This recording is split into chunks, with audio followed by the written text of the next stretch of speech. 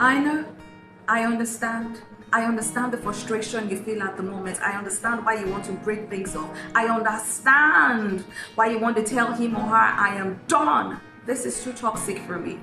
But have you thought about the essence? Have you thought about practicing selflessness in response to that toxicity before deciding that I have tried my bit and I want to walk away? Today I want to share with you tips on how you can practice selflessness in that toxic relationship before deciding, I don't try. We go on a short break. Please call a friend or two, subscribe to the channel if you haven't, and thank you so much to those who engaged on my last video. And yes, when I come back, I'll roll out the points and we'll just get right into it. See you right after this.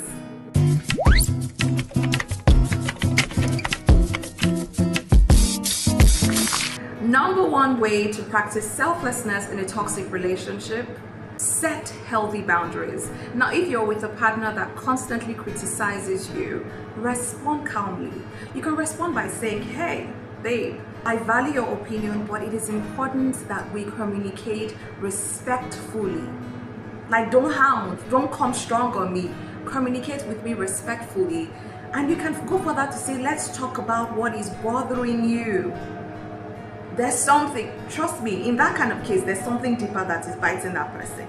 It's like a response to something they experienced in childhood. And most times when you end up with a partner that constantly criticizes you, it's because they grew up in a family where they always had to impress their parents, or their parents were rarely impressed. So it's like this person was constantly walking on eggshells, and what they did was never enough. So they grow up, and that's their response. They're doing the same thing to you. So ask them, is there anything bothering you that you want us to discuss without resorting to hurtful language? And the thing is, I put here, this shows care while protecting your emotional well-being. Because, guys, T-Pain, for those in Nigeria, you're not about to deal with T-Pain and also about to deal with this. Number two, I put here, lead with empathy. For example, if your partner often lashes out after a bad day, like, we know what it means. This heat's like, can you see how this heat is slapping my face? Now imagine if I was outside in this heat. Frustration would be there. Instead of acting, if your partner lashes out after a bad day, instead of reacting defensively, you could say, baby, I know in this kind of case, the flesh is weak, the spirit is willing, but the flesh is weak, because you've also had a frustrating day, your partner has also had a frustrating day. So why is it coming on my lashing on you? Why is she coming on my lashing on you? When you equally can lash, you both can lash at each other. But the thing is, when one person is mad, the other person should not be mad. So I put here, you could say, I can see you're upset. Do you want to talk about what happened? Do you want to talk about why you're feeling this way? Or should we revisit this when you're calmer?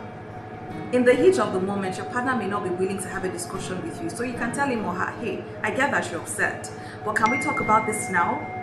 But if we can't talk about this now, do you want us to revisit it later when you're a lot calmer?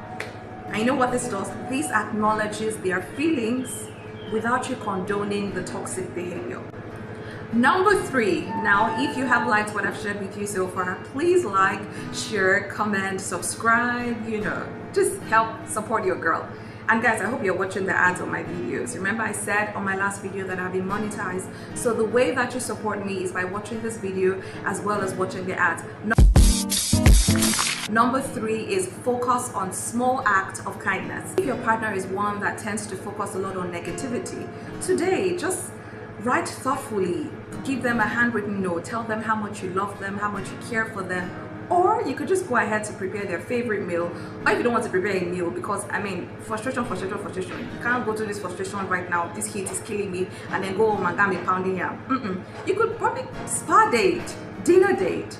That can literally tell them that you care about them and also soften the negative mood. If your partner often raises their voice during disagreements, stay calm. I said, two people cannot be mad at the same time. You cannot communicate. Mad person and mad person cannot communicate. Mad person and mad person cannot communicate. So stay calm and say, I want us to resolve this, but I cannot engage when things get heated. You cannot understand yourselves in the heat of anger. You will say things that you're not meant to say. So you tell them, I want us to resolve this, but I cannot engage when things are heated. Let us take a moment and then come back to this discussion. You are acknowledging the fact that you guys still need to talk about it. But in this moment of you being angry and raising your voice, because I'm not the one that caused the problem in your life. Number 4, model positive behavior.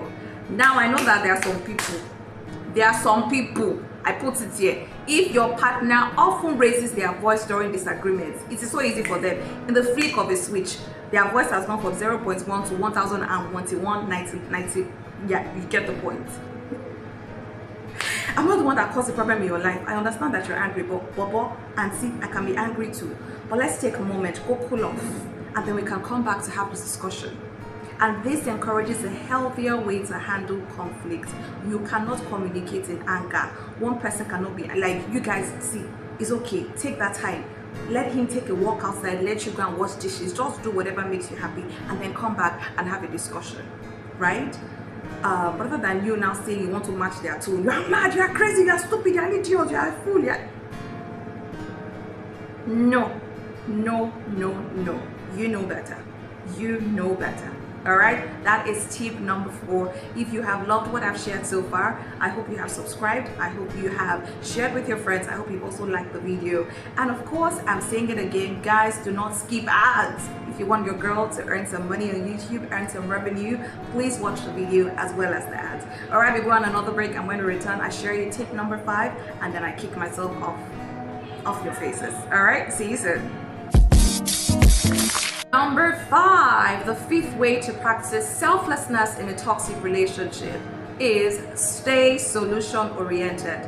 Now, if it seems like you guys keep arguing over the same issue over and over and over and over and over again and you're not getting solutions, please go ahead to talk to them today and say, hey, at the end of the day, guy, girl, we get problem. We have an issue and we need to sort it out, and we haven't been able to sort it out. So do we go ahead to probably get the services of a therapist, or do we schedule a time weekly to work on our communication? I have found this tip. Do you think we can work on this?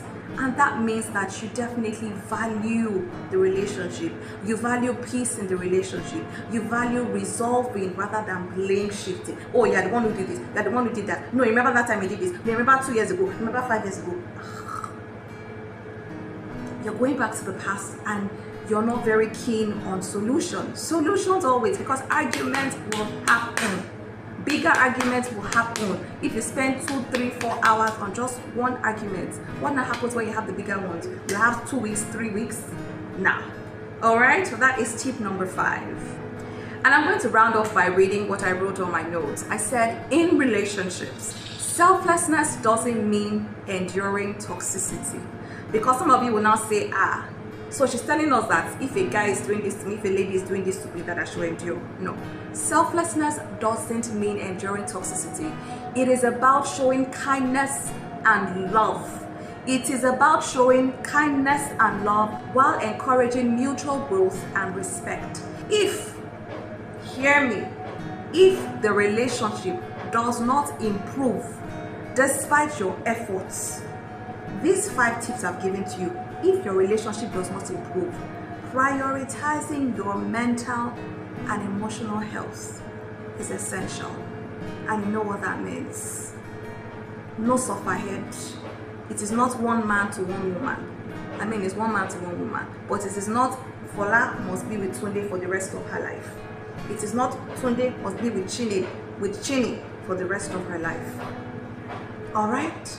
So again, if the relationship does not work, does not improve despite your efforts, prioritizing your mental and emotional health is essential. Shikena, you already know what to do. Thank you guys so much for watching my content today. I hope you practice these tips, and if you ever practice these tips, did they help your relationship or did it worsen it? Or did you just say, oh no, I don't try. This man is not answering me, this lady is not answering me, I want out.